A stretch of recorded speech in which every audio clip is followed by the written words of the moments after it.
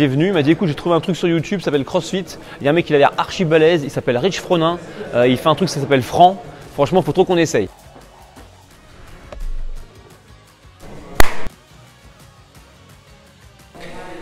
Bonjour à tous, je m'appelle Élie Margerin, je suis entraîneur CrossFit de niveau 3. J'ai la chance de travailler pour cette entreprise qu'on appelle CrossFit. Je suis membre du séminaire staff, donc ça veut dire que je parcours la France et l'Europe pour aller former de futurs entraîneurs de CrossFit au niveau 1, au niveau 2 et dans CrossFit Kids. Et puis je crois que je suis un des premiers aficionados du CrossFit en France. Je suis loin d'être le seul, mais voilà, je fais partie de la première tribu. Ça fait peu plus de 10 à 11 ans que je fais ça et j'aime toujours autant. Alors la manière dont j'ai découvert le CrossFit, c'est assez simple.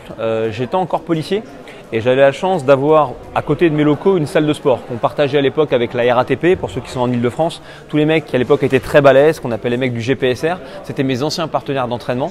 Et moi, l'un de mes meilleurs amis, c'est vraiment un mec avec qui j'ai démarré le sport, ou du moins le sport en police, quand j'ai eu ma première affectation, c'est-à-dire qu'on s'est croisés à un bureau qui donnait des vouchers, des bons de réduction pour s'inscrire dans une salle, et on savait en plus qu'on se recroiserait dans cet endroit-là. Et donc avec lui, on testait plein de trucs, toutes les méthodes, la méthode Lafay, des circuits de force traditionnels, je sais pas moi, le 5-3-1, ce que tu veux, et aussi des méthodes de préparation physique pour des joueurs de foot américains. Je connais pas les règles, mais en tout cas Joe DeFranco, j'ai bien regardé ce qu'il faisait.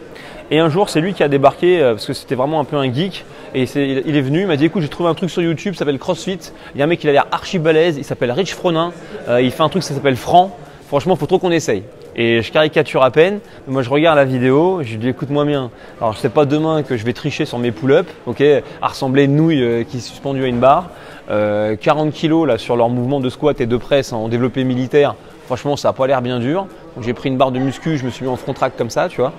Et 15 minutes après, en essayant de faire péniblement Fran en traction stricte, j'ai fini le WOD et j'ai dit oh, c'est vraiment un truc de ouf.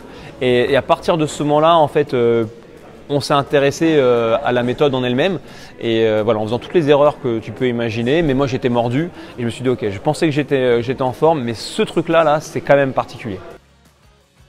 Waouh! Alors ça, c'était dans mes premières années de police. Moi, je suis rentré à la boîte, j'avais 23 ans, première affectation à 24 ans. J'en ai 37 aujourd'hui, donc disons que c'était il y a sans doute 12 ans. Je pense que ce qui m'a fait accrocher véritablement avec le CrossFit, je ne l'ai pas compris tout de suite si je suis complètement franc. C'est-à-dire qu'à l'époque où moi j'ai commencé à m'entraîner avec ma bande de potes, de toute manière on s'entraînait de base et on était prêt à toucher un petit peu à tout. Et j'avais la chance d'être quand même encadré par des mecs qui étaient à Cumez et d'autres anciens compétiteurs en force ou en haltéro qui nous avaient un petit peu donné le goût d'aller toucher à tout. Donc si tu veux, moi j'allais courir, je faisais un peu de bagarre avec mes collègues, un peu beaucoup même. On allait faire de la musculation traditionnelle, donc je suis vraiment pas le dernier, tu vois, à refaire des trucs comme ça pour regarder un peu sous le capot comment ça se passe à la fin de la séance. Mais on faisait aussi de la force. Et puis à un moment donné, un de mes enseignants m'a dit bah tiens, mais dans votre truc CrossFit, là, il y a de l'haltéro, je devrais vous emmener à l'haltérophilie. Et en fait, l'éducation est venue qu'après. C'est-à-dire que j'ai pris un peu le truc à l'envers, mais parce qu'à l'époque, CrossFit.com, on y avait un petit peu accès, mais il y avait très peu de ressources. Et je pense véritablement ce qui, moi, m'a accroché, c'est déjà d'une part professionnellement parlant, vu que j'étais policier, je me disais quand même, tiens, pour préparer éventuellement des tests, être prêt à l'imprévu et l'imprévisible, il y a peut-être cette dimension-là. Et puis ensuite, c'est la grosse remise en question. C'est-à-dire que notamment au moment où j'ai rencontré Daniel, qui allait ouvrir CrossFit Louvre et que j'ai eu la chance de faire du CrossFit, je me suis retrouvé côte à côte avec des gens qui n'étaient pas de mon univers. C'est-à-dire que moi, je traînais qu'avec des mecs balèzes, boxeurs, lutteurs, tatoués, certains d'être allés dans la bonne direction pour devenir très en forme.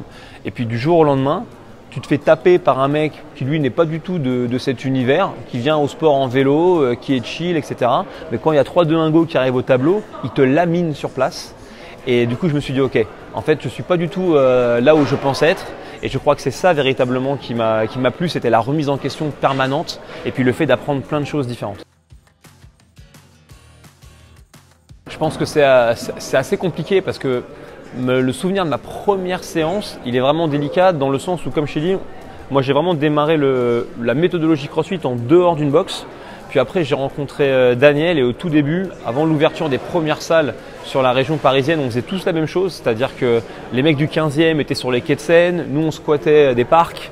Donc je me suis retrouvé du coup à faire des séances dans ce cadre-là. Et puis très vite, un jour, au lieu de faire la séance, parce qu'il y avait 150 personnes, je me suis retrouvé dans la position du mec qui allait devoir, entre guillemets, aider à encadrer la séance. Ce que je faisais en sport de combat, si tu veux. Et donc, une nouvelle fois, j'ai marché complètement à l'envers, c'est-à-dire que je me suis retrouvé dans une position limite à encadrer des gens sans moi-même avoir été au bout de la découverte.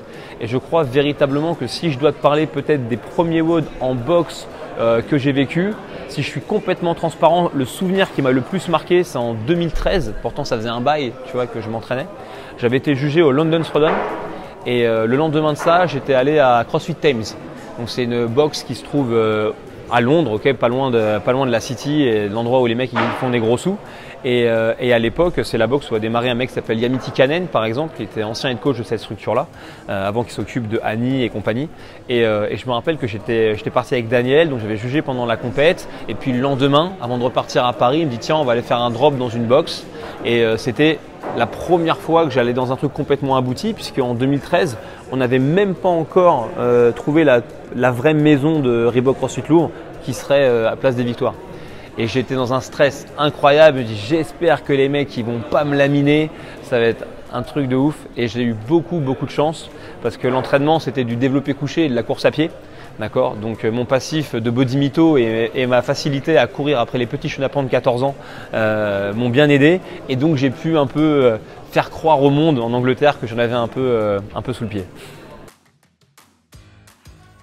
Alors moi c'est pas compliqué, je pense que j'étais élevé que par ma mère et je crois qu'il y a un jour où elle a complètement réalisé que en fait une nourrice ça allait lui coûter beaucoup plus cher que le club de karaté d'à côté. Donc en gros moi j'ai fait tout ce qui peut se faire en kimono dès mon plus jeune âge et tout ce qui consiste à mettre un pied dans une bouche ou une main dans une figure aussi de la même manière. Donc j'ai dit ça un peu en rigolant, mais en vrai ma véritable école de la vie et même par rapport à l'entraînement, moi je l'ai faite là.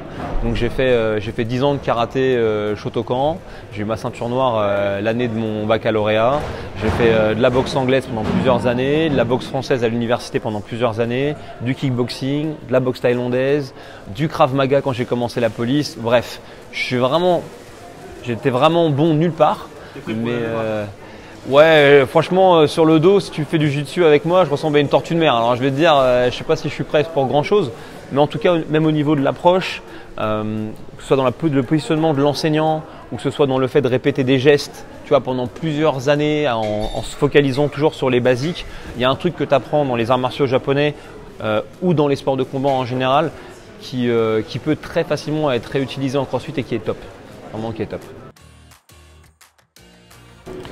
Alors en fait, ouais, la question c'est de savoir si mon parcours par rapport à la police, en vérité je suis toujours fonctionnaire de police mais je suis en disponibilité. Donc si tu veux tout savoir, c'est cette année que je devrais exactement dire à mon administration ce que je compte faire. Moi je n'ai pas le sentiment d'avoir, si tu veux, arrêté quoi que ce soit. C'est juste j'ai eu la chance d'avoir un parcours professionnel où je me suis toujours éclaté dans ce que j'ai fait dans la police. Et simplement, à un moment donné, ce que je faisais en dehors, tu vois, moi je m'entraînais en CrossFit pour aller plus loin dans ce que je faisais dans la police. Et puis à un moment donné, à force de m'investir aussi d'un autre côté, finalement, les choses se sont un petit peu inversées. Et du coup, ce qui me passionnait, ce qui me faisait vivre, etc., et ce qui me faisait survivre des aventures, c'était de moins en moins mon travail de fonctionnaire et de plus en plus toute l'aventure qu'il y avait en dehors. Donc en fait, moi, si j'ai arrêté, c'est parce qu'en 2015, je ne dis pas de bêtises, en 2017, je te dis une bêtise, en 2017, on fait une semaine de formation avec 2 entraîneurs qui viennent des États-Unis à Bordeaux et on se fait évaluer nous en tant qu'entraîneurs, parce qu'on coachait déjà pas mal à l'époque. Et du coup, cette semaine-là, je crois vraiment que je me suis éclaté. Je me suis peut-être plus éclaté cette semaine-là que quand j'ai passé des tests de sélection pour rentrer dans un groupe au sein de mon administration. Et donc à la fin de cette semaine, j'ai été voir Daniel et je lui ai dit, tu sais, là je crois que je suis prêt. Je vais demander à prendre ma pause. Et voilà, il m'a dit, tu sais, j'ai pas forcément de boulot pour toi si tu le prends. Je dis, c'est pas grave. Je sais juste qu'en tout cas, c'est ça que j'ai envie de faire. Et c'est comme ça que ma décision s'est prise. C'est une décision complètement à l'affect. Alors ouais, franchement, à l'heure d'aujourd'hui, professionnellement parlant, toute ma vie, elle est 100% bercée par CrossFit. Le travail que je fais en tant que formateur, qui me prend énormément de temps, parce que moi je suis sur les routes à peu près 45-48 week-ends par an. Donc voilà. J'ai la chance aussi de travailler avec Willy Georges qui m'a sollicité à un moment donné pour écrire une programmation pour les salles affiliées. Donc voilà, c'est un deuxième temps. Et puis ensuite, là, depuis quelques temps, j'essaye dans mes semaines de trouver du temps pour aller partager en fait certains moments et de l'échange avec des teneurs de salle ou avec des équipes dans leur box. Et ça, c'est quelque chose qui, sur cette année là, me tient beaucoup à cœur. Et voilà, et c'est ce que je fais. Et en dehors de ça, je fais des podcasts, des blogs. On s'occupe quoi. Alors, mon rôle exact chez CrossFit, tant qu'ils me donneront le privilège de le faire, je suis ce qu'on appelle le Flowmaster. Donc en fait, un Flowmaster, c'est un directeur de formation.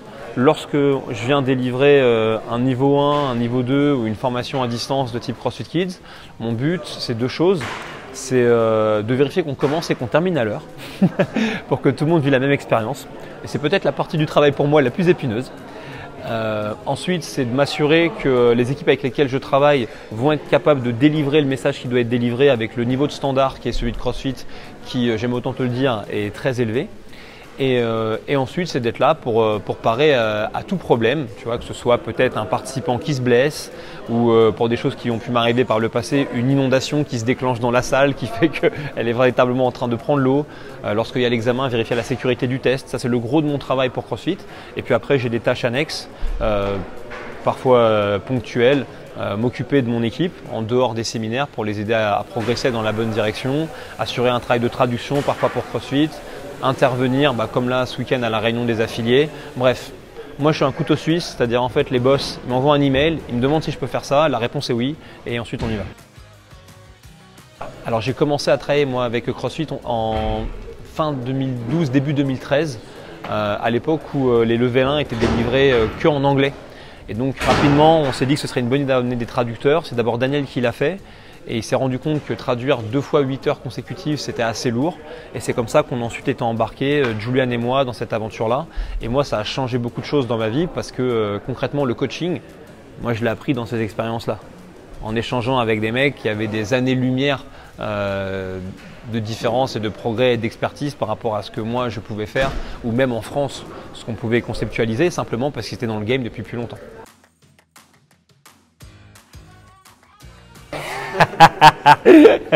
Moi, la question de savoir si j'ai le temps de m'entraîner, en toute transparence, moi je suis très au clair avec le mode de vie que j'ai décidé d'emprunter, okay, et la règle aussi des 80%. Alors la loi de Pareto dit que 20% du travail donnera 80% des résultats. Bon, à l'échelle d'une vie, je pense que si 80% du temps tu fais ce que tu as besoin de faire, ça veut dire que tu vas continuer à progresser. Donc en français dans le texte, 80% du temps je mange bien, 80% de mon temps, je le passe dans ce type d'environnement là qui est autour de toi. Donc moi, si je passe une journée sans que ça sente la magnésie et la rouille, je me dis qu'il y a quand même un truc bizarre qui s'est passé. Et je m'entraîne, oui, je m'entraîne 5 fois par semaine. Simplement, voilà, c'est une vie d'aventure. Donc en fait, je donne un séminaire, je m'entraîne le midi, je compose avec ce que mes collègues sont en mesure de faire, ce qu'ils ont envie de faire. Ce matin, on s'est entraîné à 7h30 du mat. J'avais pas envie nécessairement de commencer à faire des squat snatch à cette heure-là. J'ai vu un sac de frappe, ça fait longtemps que j'avais pas fait. J'ai fait 45 minutes de sac, c'est mon entraînement du jour. Peu importe, tu vois, j'essaie de. Si jamais je suis un programme ou si je fais un mode en particulier, c'est avant tout parce que j'ai envie de gagner de l'expérience pour moi, pour peut-être m'en resservir pour les gens pour qui je programme ou quand je coach. Donc, mais je tiens vraiment à garder ce truc du hopper et se dire ok, aujourd'hui, qu'est-ce qui va sortir comme tâche, tu vois, de la loterie, et on y va. Ouais, ce que je fais au sein du French Rodon, c'est toujours, c'est à la fois très simple et très compliqué. C'est-à-dire que les French Rodon, c'est une histoire de 10 ans, c'est une histoire d'équipe, c'est une histoire qui est, il faut le dire au départ, très liée à CrossFit Louvre et à cette idée qu'a eu Daniel de dire qu'il fallait continuer un effort qui avait été entamé en 2012 pour créer une compète. Et puis ensuite, l'événement, même s'il a toujours été très polarisé autour des différentes boxes du Louvre, parce que chacun, on a un ou deux mecs très investis, en fait, en vérité, dans une certaine mesure, il ne nous appartient plus. Dans le sens où les gens qui participent et qui contribuent au French Rodon, il y a beaucoup de gens qui sont des gens complètement de l'extérieur. J'ai croisé Neil, par exemple, qui est un de mes responsables bénévoles qui vit ici à Toulouse, avec qui je travaille. Fabien, qui est mon meilleur ami, avec qui j'ai démarré le CrossFit, qui lui, on le dépêche de Nice, au moment de l'événement. Et puis plein de gens dans les 250 bénévoles qui sont là avec nous le week-end. Je dirais qu'essentiellement mon travail au niveau du French aujourd'hui il est assez simple. J'essaye d'épauler dans toutes les tâches que je peux. Si je suis sollicité ou juste pour le fait de maintenir la sauce, les gens qui ont des postes de responsabilité. Donc pendant très longtemps, ça a été Julian, ça a pu être Anne, mon collègue du séminaire staff avec les partenaires. Aujourd'hui, c'est un garçon qui s'appelle Jordan qui reprend le relais sur beaucoup de problématiques. Et donc juste d'être là pour dire écoute, est-ce que tu veux parler de tel ou tel point? Est-ce que tu veux qu'on discute? Essayer de proposer mon idée si jamais j'en ai une, ou alors parfois faire un peu le lien pour présenter un nouvel interlocuteur à des gens avec qui on travaille depuis longtemps. J'ai encore la chance d'avoir un petit œil sur la programmation, donc voilà, je décide en général peu ou pas de la prog, mais c'est toujours pareil, une fois que le produit il est fini, quelle est la valeur du test, comment ça va rendre tu vois, le jour J sur le dance floor, et après là où je travaille le plus, à dire vrai, c'est quand on fait le montage, pour mettre un peu tu vois, la main à la pâte pour construire les rigs, etc. Et puis ensuite pendant le broadcast, puisque depuis 2017, avec Myriam, on fait sur les commentaires de la compétition. C'est toi qui as proposé Alors comment est-ce que le broadcasting ça a démarré? Bon, je pense, tu vois, ça fait un quart d'heure qu'on se parle. Je pense que tu as compris que j'ai pas de problème à allumer ce truc-là et à jamais m'arrêter. Donc ça c'est le point numéro 1. En fait la première histoire c'est par rapport au French. En gros quand on a commencé à se dire qu'on devrait faire un broadcast, l'idée c'était, on a toujours voulu faire de cet événement un moment pour rassembler du monde. Mais pour rassembler du monde, il faut donner aux gens l'envie de venir. Et quand tu communiques sur un événement, tu peux communiquer en amont, mais il faut communiquer pendant, il faut communiquer après. Et l'idée du broadcast, c'était de produire quelque chose où les gens se diraient un peu mince, ça a vraiment l'air cool, j'aurais vraiment aimé y aller, j'ai pas pu y aller, j'irai l'année prochaine. Donc essentiellement, le budget au départ, il a été trouvé pour amener plus de vrais spectateurs l'année suivante. Donc ils avaient besoin de quelqu'un. J'avais déjà fait le speaker, je l'avais déjà fait juge, j'avais déjà fait ça. Ils ont dit bon, lui c'est un bon bullshitter, on va lui mettre le micro dans la main, ça va aller. Et puis moi j'ai embarqué Myriam avec moi dès la première année, très exactement 4 minutes avant qu'on démarre, parce que je me suis dit que j'avais besoin d'une altérité.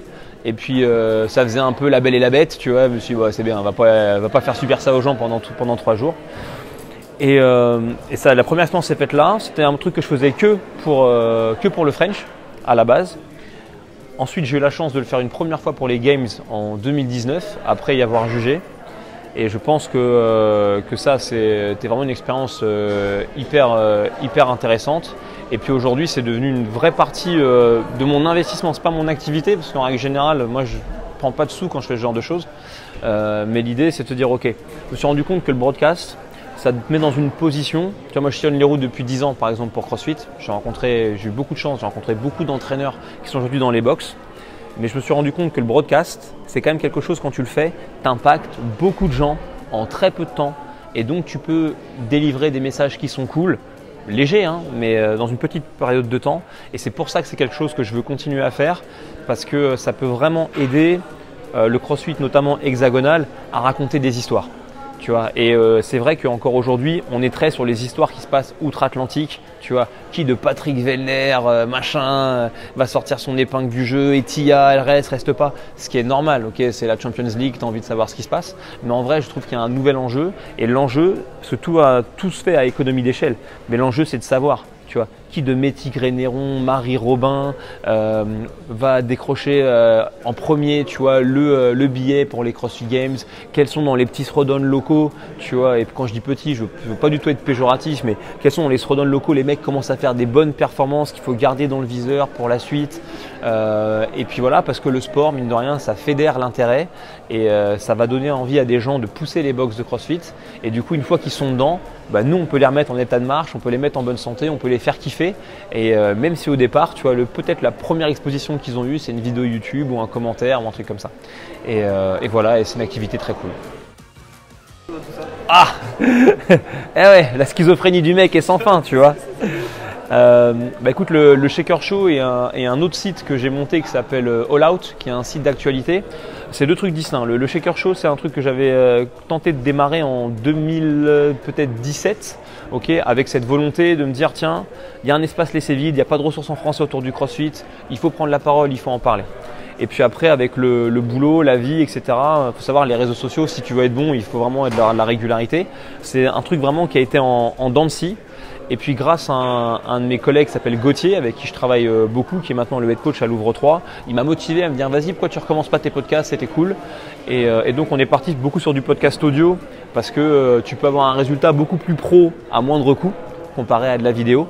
Et aujourd'hui, les vidéos, je les garde que très ponctuelles ou alors quand je vais travailler avec quelqu'un, avoir un échange qui est loin, tu vois, du coup je vais capter la vidéo, on peut les intégrer facilement maintenant.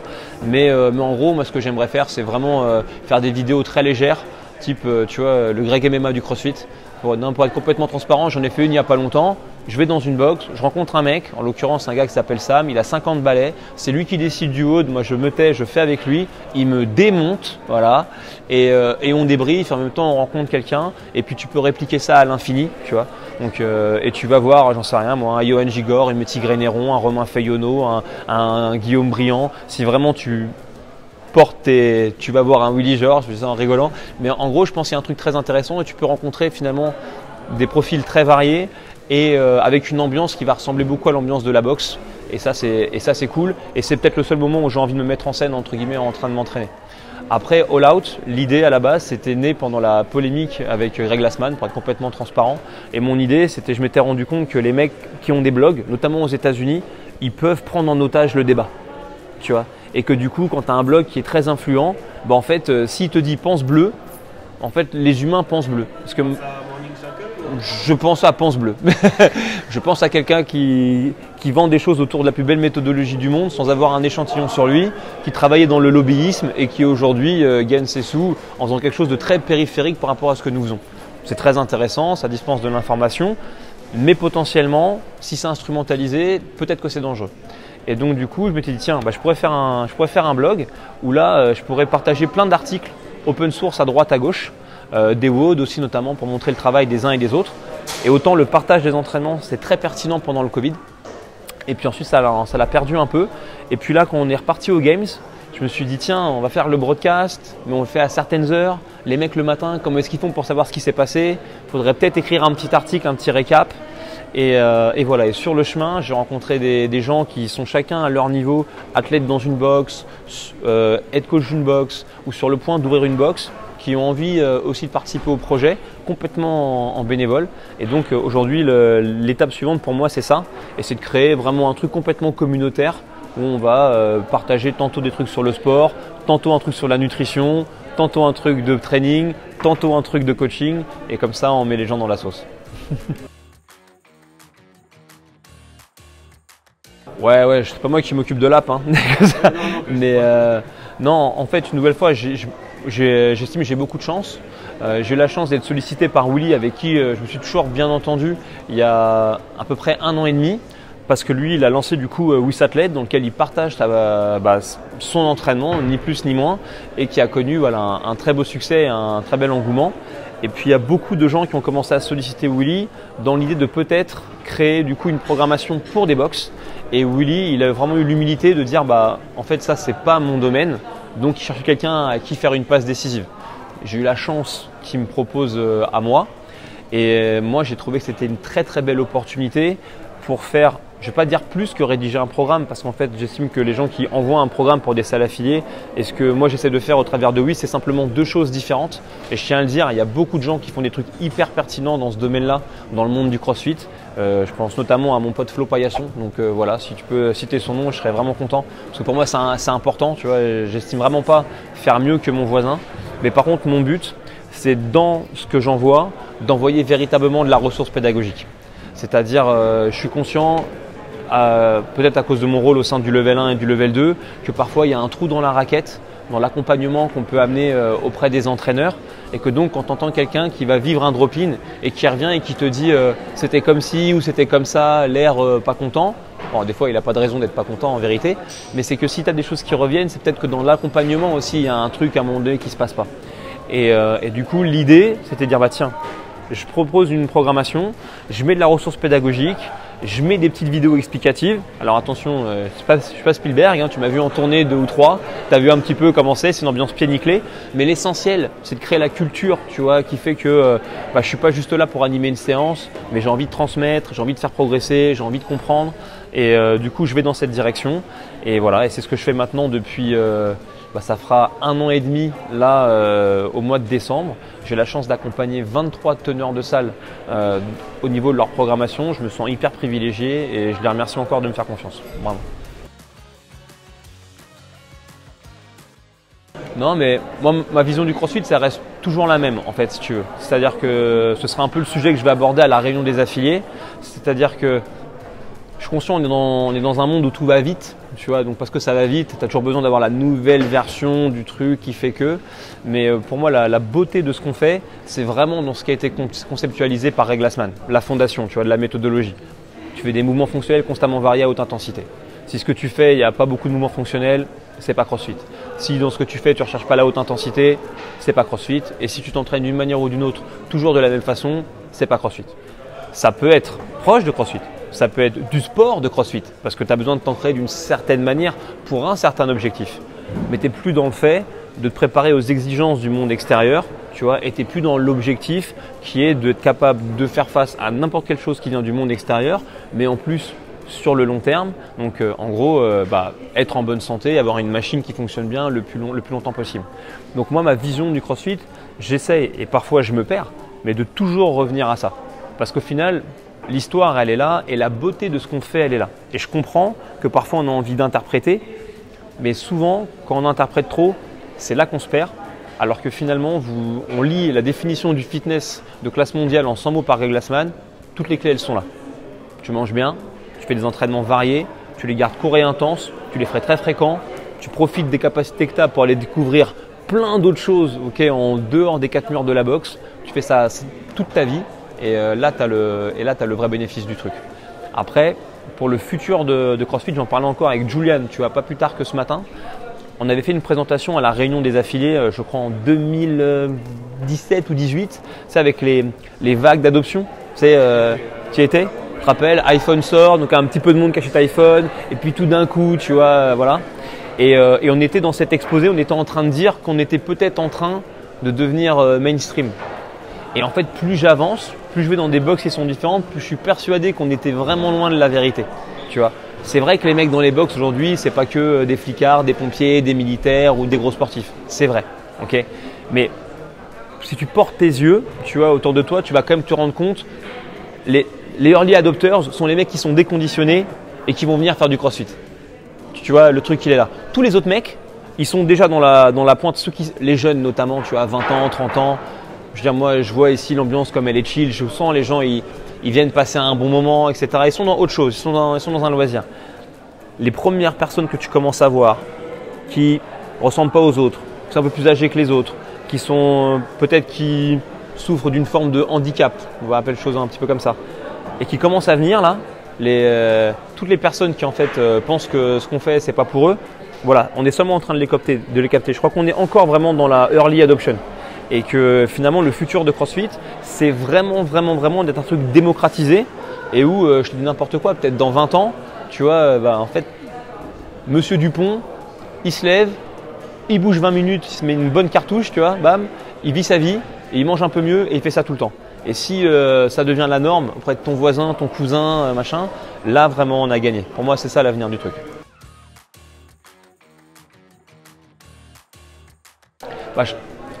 Je pense que c'est ce qui a provoqué sans doute l'essor des box, entre guillemets. Hein. Je crois qu'à un moment donné, il faut rendre à César ce qui est à César. C'est-à-dire que, ok, moi je suis là depuis longtemps, mais ni moi ni personne avons été derrière, tu vois, chaque individu qui a décidé de, tu vois, changer sa vie pour monter une box. Mais je crois que tous les gens qui étaient là vraiment au début, donc je sais pas, ici tu as pensé à un Johan Gigor, à un Albéric qui sont toujours là. Ulrich par exemple qui est ici, c'est un ancien adhérent de CrossFit Louvre de chez moi. Son coach, c'est un ancien adhérent de chez moi. Joris Palom à Minime, c'est un ancien adhérent de CrossFit Louvre, etc. Et je ramène pas ça à CrossFit. Ce que je veux dire, c'est que cette espèce de diaspora de talent que moi j'ai vu partir de Paris, en fait tu l'as eu partout. Tu vois, tu l'as eu partout. Et je crois que c'est la qualité et la passion de tous les gens qui étaient là depuis le début, qui ont inspiré d'autres personnes et qui leur ont fait adopter les mêmes comportements, qui ont fait que tu as une espèce de fourmillement et que ce fourmillement, à un moment donné, il donne ce qu'on est en train de voir là. Okay, et je dirais que c'est pas l'enjeu parce que les gens ont toujours envie de faire les choses de la bonne manière. tu vois. Mais le seul truc, c'est de cultiver, tu vois, les concepts de base, la méthodologie fondamentale, tu vois, du CrossFit qui l'a rendu vraiment si solide, hein, qui fait que les gens qui suivent notre méthode, ils ont une condition physique qui est meilleure que celle qui suivait d'autres programmes. Et nous, chez nous, c'est factuel, tu vois, c'est empirique. Il faut toujours être sûr de bien maîtriser ça pour conserver en fait ce truc un peu, j'allais dire un peu pur, mais ça un peu candide, un peu innocent, tu vois, et pour que ça continue. Mais en vrai de vrai, voilà, c'est tous les humains qui ont décidé de s'investir un jour et de dire ok, moi je veux coacher, moi je veux ouvrir mon propre lieu, moi je veux aider un petit peu les gens de ma communauté à aller dans la bonne direction. C'est eux qui font que le CrossFit ça fonctionne. Et je ne sais pas exactement ce qui a provoqué ça un peu plus en France qu'ailleurs, mais ce qu'il y a de sûr, c'est que voilà, tous les mecs qui ont monté une salle pensent à une personne qui les a inspirés pour aller dans cette direction, et c'est cette personne-là qu'il faut remercier, tu vois.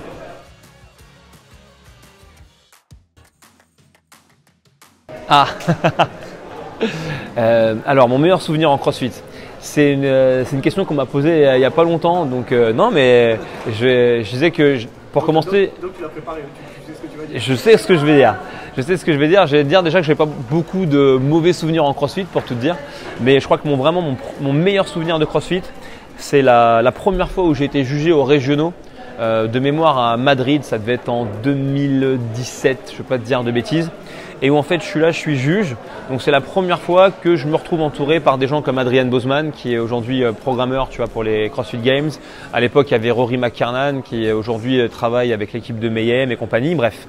Et je suis juge, donc mon seul truc c'est de pas louper un squat qui va sous la parallèle ou tu vois une handstand push-up un petit peu douteuse. Pour tout te dire, premier WOD que je juge aux régionaux, je tombe sur un athlète, je crois qu'il a failli me frapper. Donc je disais bah tiens, est-ce que je vais être connu pour être le premier juge qui se fait mettre KO? Il m'aurait pas mis KO. Mais en attendant, voilà. Et en fait, on fait la première journée avec les briefs. Et au moment où la journée s'arrête, on a à peu près 50 juges, tu vois, dans la pièce. Un de mes collègues qui s'appelle Rob, qui est un Écossais, il vient me voir et il me dit Eli, il me dit bouge pas. Il me dit range ton sac lentement. Il me dit comme ça. Je me dis ok. Et donc on laisse un petit peu les mecs se barrer. En plus, ils étaient crevés, tout le monde voulait rentrer. Moi, je range mon sac. Je dis qu'est-ce qu'on fait? Il me dit ça démarre maintenant la journée. Je dis comment ça? Et là, il m'embarque. Et je vais sur le floor de compétition, d'accord? Et sur le floor de compétition, il y a Adrian Bozman avec un tout petit carnet et il nous fait nous approcher. Il fait OK, il fait ouais, vous êtes qui? OK, Rob, Nacha, c'est quoi ton nom? Il fait Eli, OK. Et il fait OK, il fait le haut du jour, du coup c'est ça. Il sort son carnet. Et donc moi, je passe de bon, je vais rentrer au Airbnb me pioter. Ah, alors attends, là il y a Rory McKernan, Adrian Bozman, mes potes à moi, Rob Lawson du staff et tout. Et moi je suis au milieu de tout ça et on va faire un WOD là, tu vois. Et juste avant ça, au boulot, en faisant une chute fortuite, je m'étais cassé le doigt, rompu le tendon, donc j'avais une attelle si tu veux comme ça. Et je fais le WOD et il y avait du gros sandbag et compagnie. Je me dis bah, là je crois que l'attelle elle va tenir 4 secondes, le tendon aussi. Et donc à un moment donné, tu vois, je suis là, je dis bon en vrai qu'est-ce que je fais? Tu vois, est-ce que je me laisse le pied sur le frein et je fais pas trop l'entraînement ou alors nique, tu vois? Bon bah écoute, hein, nique, hein, le doigt et les cuits, mais le souvenir il était vraiment top, tu vois, et voilà. Et c'est là peut-être le truc qui m'a... J'étais comme un gamin, voilà, pour faire simple. J'allais dire drôle, j'ai dit le truc le plus fou qui m'est arrivé en séminaire, ça n'a rien de drôle, mais une fois en rentrant de séminaire, je prends un TGV au départ de Lyon pour aller à Paris, et il y a un mec qui arrive un peu en retard dans le train, et il se met à côté de moi et franchement un mec assez obèse, tu vois, et il s'installe derrière moi et le train part et puis au bout d'un moment je le sens qu'il commence à ronfler et tout, le mec derrière moi. Je me dis oh ouais, on va passer un bon voyage. Puis à un moment donné il sort un ronflement genre je me dis ronfle quand même bizarrement le mec derrière moi, et donc moi je passe et je le vois qui est comme ça, un peu les yeux révulsés, et je regarde la personne à côté de lui, je dis vous le connaissez le monsieur là? Et il me dit non. Mais je fais là, il est en train de faire un arrêt cardiaque le mec. Et donc du coup je l'extirpe du train, voilà, enfin, de son siège, et je me retrouve à lui faire un massage cardiaque et les insufflations dans le train, ok, pendant 45 minutes, parce que le train ne pouvait pas s'arrêter avant la prochaine gare qui était Mâcon. Et pour la petite histoire, désolé pour mes amis de la SNCF, mais que lorsqu'ils m'ont amené le défibrillateur automatique, je me disais ah c'est bon, on est sauvé. Je l'ouvre, il n'y avait pas les autocollants. Ah bah il n'y a pas d'autocollant, donc du coup tu as le boîtier mais tu peux rien faire avec, hein. À moins qu'il y ait un mec qui a un complexe, comme ça, tu vois, il peut te dépanner peut-être. Et du coup voilà, et il a été pris en charge le monsieur une fois arrivé à Mâcon. J'ai jamais su s'il avait survécu ou pas. Disons que oui, ils ont retrouvé un pouls en tout cas. Mais ça c'est le truc le plus fou, je pense, qui me soit arrivé en séminaire. Et Et le truc le plus drôle, non, franchement, en vérité, il m'en est arrivé 1 million. Et c'est, je crois, à chaque séminaire, tu as une nouvelle expérience, un truc un peu drôle. Alors des fois, ça concerne une interaction avec un participant, ou une fois, c'est toi. Moi, une fois, je suis tombé d'une boîte en faisant un push jerk. Tu vois, tu fais une démonstration du mouvement parfait. Blam, toi, tu tombes par terre, c'est merveilleux. Je me suis ouvert le crâne en faisant un pegboard aussi. Je suis monté à l'entraînement du midi, je sors le bâton, bam, je me tape la tête, je m'ouvre le crâne. Voilà, merveilleux. Mais ouais, c'est plein de souvenirs qui sont comme ça et qui sont très cool. Et si je peux quand même t'en sortir un, ok. Ah, celui-là, personne ne le connaît, hein, ok. Il y a une fois où j'étais travaillé à Annecy, ok. Et je pense qu'à l'époque, bon, disons que peut-être j'y étais déjà, et j'ai voulu mener une expérience avec un de mes collègues qui consistait à lui prouver qu'on pouvait retirer une paire de menottes, tu vois, sans les clés. D'accord, parce que je sortais juste du boulot, donc j'avais dû aller là-bas. Et donc on est au restaurant et il est possible que j'ai bu un peu autre chose que de l'eau. Et donc j'essaye à la base de faire sur ma collègue qui elle sent que c'est pas une bonne idée. Donc elle me dit non, essaye plutôt sur lui. Je dis oui, pas de problème. Et là je mets les menottes. Et en fait une fois que je lui mets, je dis ah tu pourras pas les enlever sans les clés. Et bah t'as les poignets trop gros donc ça ne marchera pas. Et il me dit ah ok, il me dit bon bah qu'est-ce qu'on fait? Bah, je ne sais pas, mais je vais en même temps de me rendre compte que j'ai laissé les clés de mes menottes dans la chambre d'hôtel. Donc en fait, il a passé toute la soirée, les mains comme ça, à manger comme ça. Et on est rentré un peu tard dans la nuit et je l'ai libéré qu'à ce moment-là. Mais il n'était pas très sympa de toute façon. Et c'est un coquin, donc c'est bien qu'il ait passé un peu de temps comme ça. Et cette histoire-là, en dehors de notre petit groupe, personne ne la connaît, donc c'est pour toi. Voilà. Merci. Bah, je t'en prie.